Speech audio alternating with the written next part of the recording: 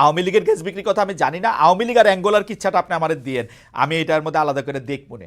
আর আমি আমি আমি একটু আবার মাসুদ ভাইয়ের কাছে যাই। মাসুদ ভাই, ডক্টর মোহাম্মদ ইউনূসকে এই অন্তর্বর্তীকালীন সরকারের প্রধান করার ব্যাপারে কি আপনাদের প্রস্তাব ছিল, আপনাদের এক ঐক্যমত ছিল, নাকি এটা কি ছিল আসলে? মানে আপনারা আপনারা ডক্টর মোহাম্মদ ইউনূস যে অন্তর্বর্তীকালীন সরকার প্রধান হবেন, এটার ব্যাপারে আপনারা হোয়াট ডিড ইউ ডু?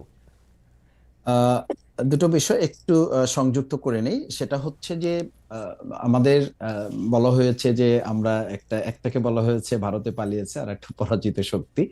তো এই জায়গায় আসলে আমাদের ক্লিয়ারেন্সটা থাকা প্রয়োজন যে আহ, বাংলাদেশের মানুষের কাছে কিন্তু বিষয়টা খুব পরিষ্কার। এটা নিয়ে এখন আর ধোঁয়াশা তৈরি যে বা যারাই করবেন, এই বিতর্কের জায়গাটা 2024-এ জুলাই আগস্টের মাধ্যমে আরো বেশি পরিষ্কার হয়েছে যে অতীতের বিষয়গুলোকে আর বেশি টানাটানি না করে বর্তমান এবং ভবিষ্যৎকে ধারণ করে এগিয়ে যাওয়াটার মধ্যেই আমাদের কল্যাণ।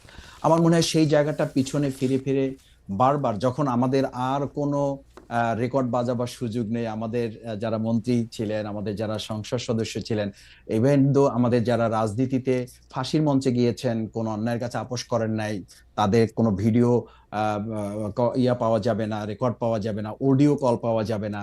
আহ, অথচ এরকম ভিডিও কল পাওয়া যাবে বা অডিও বার্তা পাওয়া যাবে। সেরকম বিষয়গুলোকে সামনে রেখে তো এখন জনগণ ভাবছে যে আবার একদল ভারতের অনুকম্পা নিয়ে 16 বছর থাকার চেষ্টা করেছে, অঙ্গরাজ্য বানিয়েছে। ইলিশ মাছ আমরা খেতে পারিনি, তাদেরকে পাঠানো হয়েছে। আবার এখন ঠিক একই কথা বলে জামাত ইসলামীকে ওই সময় যেমন দাবিয়ে রাখার চেষ্টা করা হয়েছে, বিতর্কিত করার চেষ্টা করা হয়েছে, জনগণ থেকে আলাদা করার চেষ্টা করা হয়েছে। ঠিক একই কথা যখন যদি আমি বলি, তাহলে আমাকেও তো জনগণ ধরে নিবে যে আমি বোধহয় সেই একই পন্থা অবলম্বন করে আবার বাংলাদেশকে ওই একই রাষ্ট্রের করদ রাজ্যে বা অঙ্গরাজ্যে বা তাদের অনুকম্পা নিয়ে বোধহয় আমরা আবার ক্ষমতায় যাওয়ার একটা ষড়যন্ত্র বা একটা পরিকল্পনা আমরা করছি। এটা যথার্থ হবে না এবং এই জায়গাটা দেশের জন্য কল্যাণ হবে না, সেটা আমাদের সকলেরই স্মরণে রাখা প্রয়োজন। দ্বিতীয় হচ্ছে যে আমাদের শ্রদ্ধেয় মানে প্রধান উপদেষ্টা আমার এখানে একটু ছোট ডক্টর করে ইউনূস। জানতে চাওয়া আছে, আপনাদের যে যে মানে করদ রাজ্যে পরিণত হওয়া আরেকটা দেশের, সেটা কি শুধু আওয়ামী লীগের এগেনস্টেই বলেন নাকি বিএনপির এগেনস্টেও বলেন? বিএনপিও না, এটা এটা বিএনপিও এটা যে ক্ষমতায় কোনো আসলে আমি করদ আমি রাজ্যই আমি হয়। খালিদ এবং ভাই, আমি এবং কিন্তু এবং আমার এবং কথাও এবং বলেছি। আপনাদের এই বয়ান কখনোই চেঞ্জ হয় না। 1971 সাল ছিল না না, ভারতীয় এটা আমি ষড়যন্ত্রের আমার তৈরি, আমি আমি ভারতীয় ষড়যন্ত্রের তৈরি একটা কাহিনী। ওই ভারতীয় না না, ষড়যন্ত্র, এটা ওই এটা আমার ভারত, কথাও বলেছি। ওই ভারত বিরোধিতা। এটা আপনারা এটা এটা তো পপুলিস্ট ঠিকই জায়গা আছে। থেকে এই ব্যাপারটা বলতেই থাকেন।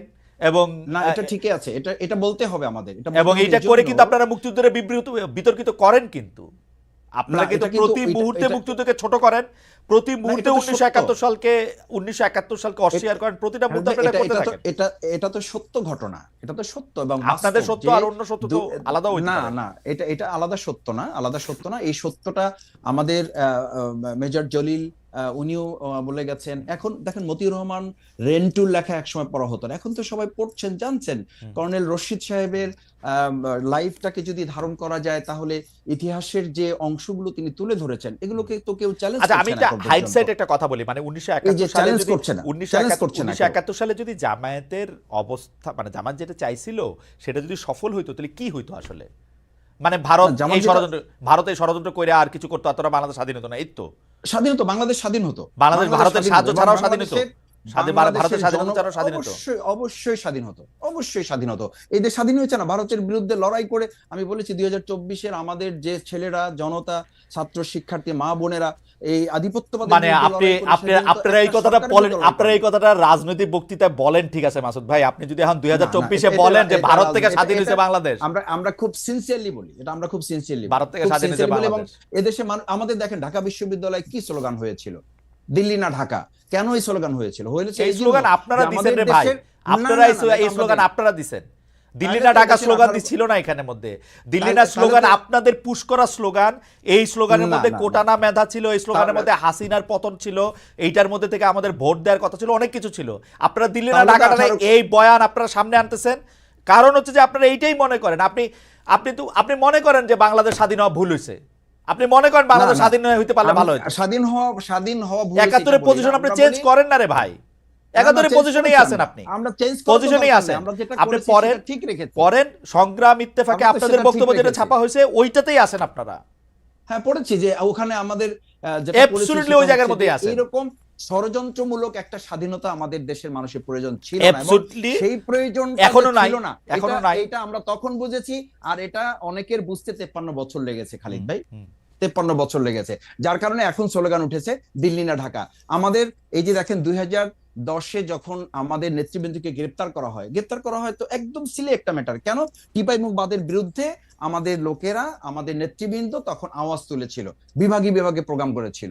ঠিক একইভাবে এই জন্য আমি মনে করি যে আমাদের ভারত ইস্যুটা আপনি কখনোই এটাকে সাইড করতে পারবেন না, এই জন্য যে হয় তাদের বন্ধু হতে হবে, না হলে তাদেরকে শত্রুতামূলক যে আচরণ তাদের, এটা ঠিক করে তো আপনাকে এটা ফেস করার জন্য আপনাকে এই দেশের জনগণকে তো প্রস্তুত রাখতে হবে। এটা হয়েছে না, দেখেন আপনি সীমান্তে এখন আমাদের কাস্তেওয়ালারা, মানে আমাদের সম্মানিত এবং প্রিয় কৃষকরা হাতে কাস্তে নিয়ে তারা সীমান্ত রক্ষার জন্য আমাদের বিজিবির ভাইদের সাথে তারা অংশগ্রহণ করছে। আপনি ঝিনাইদহে এখন না না অলরেডি আমাদের না না, এটা এটা ঝিনাইদহে এটা অলরেডি এটা আমাদের এটা এটা আপনি ইন্টারন্যাশনালি এটা বললেন না, এটা আমাদের জন্য খুব গর্বের ব্যাপার না না যে আমাদের বিএসএফ এর ভাইদের সাথে কারো কাস্তে নিয়ে এটাতে দাঁড়ায় থাকতে হয়। না, দিস ইজ দাঁড়াবে নট দি না কেন? কেস, আমাদের দেশের দিস ইজ জনগণ, নট দি আমাদের কেস। দেশের আমাদের দেশের দেশপ্রেমের আমি চেতনা আমি তারা আপনার বলি, লালন করে, আমি এটা আমরা বলবো বাংলাদেশের না? পররাষ্ট্রমন্ত্রী, সাবেক পররাষ্ট্রমন্ত্রীর ইন্টারভিউ করছিলাম, সেই সময় বাংলাদেশের আওয়ামী লীগের আমলে এই মোমেন সাহেব ছিল, আওয়ামী লীগের আমলের থেকে ঢুকে ডয়েচে বেলের হয়ে তো কি দুইজনকে মেরে ফেলছে নাকি একজনকে মেরে ফেলছে, আমাদের পররাষ্ট্রমন্ত্রী বলছিল ওরা বাহাদুরি দেখাইতে আসছিল, ওদেরকে দেখাই দিছি। দিস ইজ নট দি, মানে এটা তো এটা এটা বলছি তো না, এটা বলছি এটা তো এটা আমাদের তো কূটনীতিক কথা হইতে না পারে না না না যে বিএসএফ এর আমাদের সাথে কাস্তে নিয়ে পার্শ্ববর্তী পুলিশ যাবে এখন, মানে না, কৃষক এটা যাবে। পররাষ্ট্রনীতি, এটা এটা দেশপ্রেমের তো একটা বড় চেতনার দায় না? আপনি আপনি আপনাকে এটা মাথায়, আপনাকে মাথায় রাখতে হবে যে শুধুমাত্র সেনাবাহিনী, শুধুমাত্র সামরিক বাহিনী অথবা বাহিনীর সদস্যদের উপর ভিত্তি করে বাংলাদেশ সেই 71-ও তো স্বাধীন হয় নাই, 24-এও তো আমাদের শুধু প্রশাসনকে মোকাবেলা করে নাই, আমরা প্রশাসন, সরকার এবং একটা আধিপত্যবাদকে মোকাবেলা করে তাদেরকে উৎখাত করা হয়েছে। ওকে, সুতরাং এটা তো গর্বেরই ঠিক ব্যাপার, আছে, এটা ধারণ করার ব্যাপার। সেই ঠিক জায়গায় আছে। আপনি যে কোশ্চেনটা করেছেন, প্রফেসর ডক্টর মোহাম্মদ ইউনূসকে প্রধান উপদেষ্টা করার প্রশ্নে মূলত ছাত্রদের দাবি ছিল, আপনারা একমত ছাত্রদের ছিলেন? সাথে আমরা, ছাত্রদের দাবি ছিল এবং অন্যান্য পার্টিগুলোর সাথেও বাংলাদেশ জামাত ইসলামের যতটুকু আলাপ আলোচনা তখন ছিল, আপনারা জানেন যে আলোচনার ভিত্তিতেই যখন এটা আলোচনা এসছে, ওই সময় প্রফেসর ডক্টর ইউনূস সাহেবকে সামনে রেখে এই কাজটা করলে বাংলাদেশের তাৎক্ষণিক স্থিতিশীলতাটাকে ধরে রাখা অপেক্ষাকৃত আমাদের জন্য মনে হয়েছে এটা যৌক্তিক। সেই জায়গাটা বাংলাদেশ জামাত ইসলামী ধারণ করেছে। আমি খুব পজিটিভ মানুষ, হুম, হুম। আর আমি আপনার ঠিক ওই নিন্দুকের পর্যায়ে পড়ি না ব্যক্তিগতভাবে। মেবি আমার পলিটিশিয়ান হিসেবে সে দুর্বলতা হতে পারে। আমি প্রত্যেকটা জিনিসকে আপনার সামনে ফরওয়ার্ড লুকিং দেখতে চাই এবং একটা পজিটিভ ভাবে দেখতে চাই। তো সেই কারণেই আপনার জামাত ইসলাম কি বললো না বললো, কবে কি বলেছে না বলেছে, এগুলো আমি খুব বেশি দেখি না। আপনাকে আমি সত্য কথা বলছি, আমি মনে করি যে জামাত ইসলাম আমাদের সঙ্গে ইতিপূর্বে ফ্যাসিস্ট বিরোধী আন্দোলন করেছে, ছিল, তারা যদি, আমরা যুগপৎ আন্দোলন করেছি, তারা যদি আমাদের সঙ্গে আবারও থাকে এবং করে, তখন আমরা সেগুলো চিন্তা করে দেখবো যে তাদের সঙ্গে আমরা কাজ করতে পারবো কি পারবো না। জামাত ইসলামের সঙ্গে এই যে একটা বিরোধ সৃষ্টি করার চেষ্টা বা অন্যান্য দলগুলোর সঙ্গে বিরোধ সৃষ্টি করার চেষ্টা, গণতান্ত্রিক দলগুলোর সঙ্গে বিরোধ সৃষ্টি করার চেষ্টা, এটাকে আমি মনে করি এটা বোধহয় গণতন্ত্রের জন্য খুব শুভঙ্কর, শুভ নয়। আমরা এটি দেখেছিলাম যে এই শেখ হাসিনা সরকারের সময়ও আপনি সব সময় সব রাজনৈতিক দলের সাথে সংলাপ, আলোচনা, কথাবার্তা প্রাধান্য দিয়েছেন, যারাই আপনার কাছে এসছেন বা যারাই আপনাদের সাথে কথা বলতে চেয়েছেন তাদের সাথে কি ধরেন আমরা এক ধরনের নাগরিক ঐক্য দেখেছিলাম, মানে নাগরিক ঐক্যকে আমরা একসাথে দেখেছিলাম, আমরা দেখেছিলাম যে ডক্টর কামাল হোসেনের দলের সাথেও আপনাদের একটা ওই ঐক্যগুলির বা ওই রাজনৈতিক দলগুলির সাথে বিএনপির কথাবার্তা বা প্ল্যাটফর্মটা এখন কেমন? মানে আমি আর নাম না বললাম। খুবই খুবই ভালো। জি, আমাদের প্রত্যেকটি দলের সঙ্গে প্রত্যেকেরই আপনার অত্যন্ত চমৎকার একটা আপনার যোগাযোগ আছে। যেহেতু আপনার এখন সময়টা ভিন্নভাবে যাচ্ছে, আমরা নিজেদের কাজ করার চেষ্টা করছি। আন্দোলন যেহেতু নাই, যুগপৎ আন্দোলনের বিষয়টা নেই, but we are in touch always.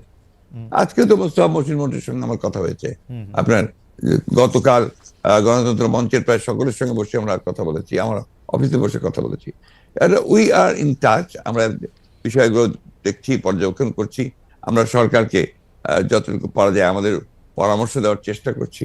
আমরা গণতন্ত্রটা চাই, আমরা নির্বাচনটা চাই দেশের স্বার্থে, জনগণের স্বার্থে। কালের কণ্ঠকে আপনি একটি সাক্ষাৎকার দিয়েছিলেন সেখানে জাতীয় সরকার নিয়ে একটি প্রশ্ন আসছিল, সেখানে আপনি বলছিলেন যে এরই মধ্যে আন্দোলন অংশগ্রহণকারী একটি দল নিয়ে একটি জাতীয় সরকার গঠন করার কথা বলেছি। এই জাতীয় সরকারটার কি নির্বাচন পরবর্তী সময়ে হবে? এটা কিসের ভিত্তিতে আপনার জাতীয় জি, সরকারের আমরা বলেছিলাম যখন আমরা আপনার যুগপৎ আন্দোলনে যাই, সমস্ত রাজনৈতিক দলগুলোর সাথে যখন আমরা আলোচনা শুরু করি, এটা ছিল আমাদের প্রায় 2-3 বছরের একটা প্রক্রিয়া।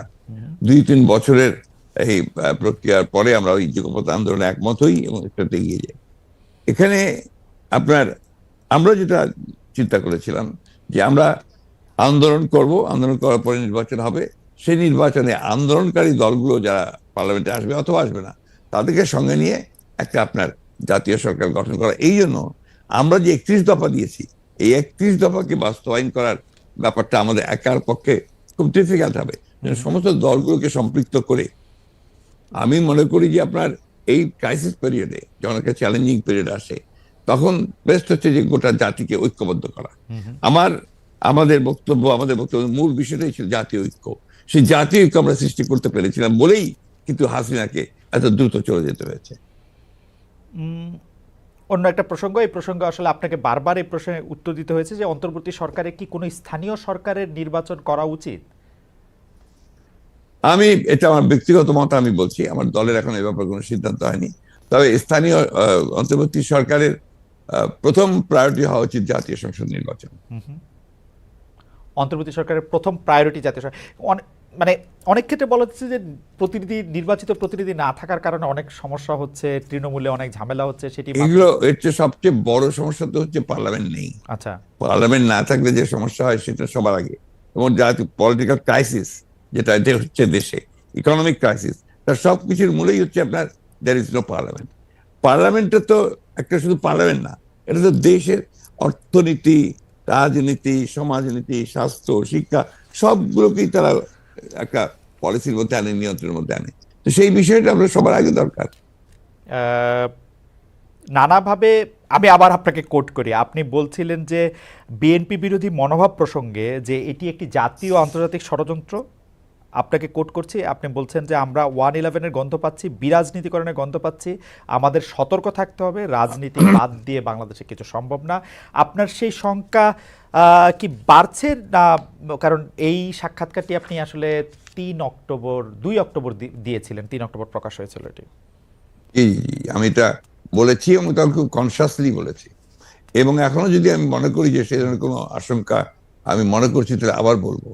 কারণ বাংলাদেশের অতীত অভিজ্ঞতা যেটা রয়েছে যে আপনার এই ধরনের সময়গুলোতে এক্সট্রা আপনার যে ডিপলিটাইজেশনে যারা বিশ্বাস করে তার সামনের দিকে এগিয়ে আসে, and they create problem for the peaceful transition to democracy. এই কারণেই আমরা সবসময় এটা সজাগ থাকি, সতর্ক করি এবং এই বিষয়গুলো জনগণের সামনে তুলে ধরি। উপদেষ্টা পরিষদে কারা থাকবেন, কারা অন্তর্ভুক্ত হবেন, সেই ক্ষেত্রে আমরা এটি শুনতে পেয়েছি যে এই সরকার সবসময় আপনাদের মতামত চাইছে। তো লেট মি ভেরিফাই। প্রথম যে কমিটি যখন গঠন হয় তখন আমাদের কিছু প্রস্তাব ছিল, পরামর্শ ছিল, তার সবগুলো হয়েছে তাও না। কিন্তু পরবর্তীকালে আর কোনো উপদেষ্টার আপনার ইনক্লুশন বা এক্সক্লুশন এটার সঙ্গে আমাদের কোনো সম্পর্ক নাই, এবং আমাদেরকে কোনো জিজ্ঞাসা কেউ করেনি, করার প্রয়োজন হয়নি। অর্থনৈতিক ক্ষেত্রে এই মুহূর্তে অনেকেই বলছেন যে এই সরকারের অনেক সিদ্ধান্তের ক্ষেত্রে অর্থনীতিটাকে চালিয়ে নিয়ে যাওয়ার জন্য, জাতীয় অর্থনীতি ঠিক রাখার জন্য অনেক সিদ্ধান্তের ক্ষেত্রে অনেক দোদুল্যমনতা দেখা যাচ্ছে। আবার কেউ কেউ বলছেন যে এটি ভালো করছে। আপনার মূল্যায়ন একটু শুনতে চাই যে বাংলাদেশ ব্যাংকের জায়গায় অনেকে বলছেন গভর্নর ভালো করছেন অর্থ, আবার অনেকে বলছেন যে না, এটা আসলে কোথাও যাচ্ছে না। না, ভালো হচ্ছে আমরা মনে করি। আমার কথা নয়, আমরা আপনার বিভিন্নভাবে যে শুনতে পাই, তাতে বাংলাদেশ ব্যাংক এবং ফিনান্স মিনিস্ট্রি এরা আপাতত এখন পর্যন্ত এই একেবারে ধ্বংসস্তূপ হাসিনা তো শেষ করে দিয়েছে ভাই। এই বিষয়গুলো আমরা কেউ বারবার বলি না কেন? Why don't you say these things again and again? She has destroyed the entire political structure and the economic structure, এবং লুট করে শেষ করে নিয়ে গেছে। চিন্তা করতে পারেন যে একটা দেশ থেকে যদি 2,00,000 কোটি ডলার লোপাট করে নিয়ে যাওয়া হয়, তার কি থাকে? সেটাই তারা করেছে এখানে। তো সেখান থেকে টেনে তুলতে, এই ধ্বংস থেকে টেনে তুলতে Is 3 months enough time? In no way. So we must give them time, we must give them support, এবং পরামর্শ দিতে হবে, তাতে করে আমি তো মনে হচ্ছে যে কিছুটা ইমপ্রুভ অবশ্যই করেছে। শেখ হাসিনা যে বাংলাদেশের অনেকগুলি গুরুত্বপূর্ণ প্রতিষ্ঠান বা বলতে গেলে প্রায় সবগুলি গুরুত্বপূর্ণ প্রতিষ্ঠানকে ধ্বংস করেছেন এবং প্রতিষ্ঠান ধ্বংস করে নিজে বড় হতে চেয়েছেন, সেটি নিয়ে আমার অন্ততপক্ষে কোনো দ্বিধা বা মানে আমার কোনো দ্বিমত নাই। আপনার এই বক্তব্যের সাথে একমত, এটি আমি বারবার বলতেও চাই। এইটি বলতে আমি তখনও বলতে আমি কখনো দ্বিধা করি না, এখনো আমি বলতে এটি দ্বিধা করি না। কিন্তু প্রশ্ন হচ্ছে যে মানে প্রতিষ্ঠান ধ্বংস করার ক্ষেত্রে আমি যেগুলি প্রতিষ্ঠান বলি, আমি আরও পরিষ্কার করে বলতে চাই যে বিচার বিভাগ, প্রশাসন, শাসন, সংসদ, প্রেস, মানে যেগুলি ক্ষেত্রে আসলে রাষ্ট্র দাঁড়িয়ে থাকে স্তম্ভ বলে, মানে ওই প্রত্যেকটি প্রতিষ্ঠানের নির্বাচন কমিশন, এগুলি ধ্বংস এই আগের সরকারের আমলে সম্পূর্ণভাবে মানে ধ্বংসপ্রাপ্ত হয়েছে, যে মানে বাংলাদেশ ব্যাংক। কিন্তু আমার প্রশ্ন হচ্ছে যে 2,00,000 কোটি টাকার কথাটা আপনি শুধু বলছেন না, অনেক অর্থনীতি বলছেন, আমাদেরকে সেই ধ্বংসস্তূপ থেকে হয়তো আমরা রেহাই পাবো না,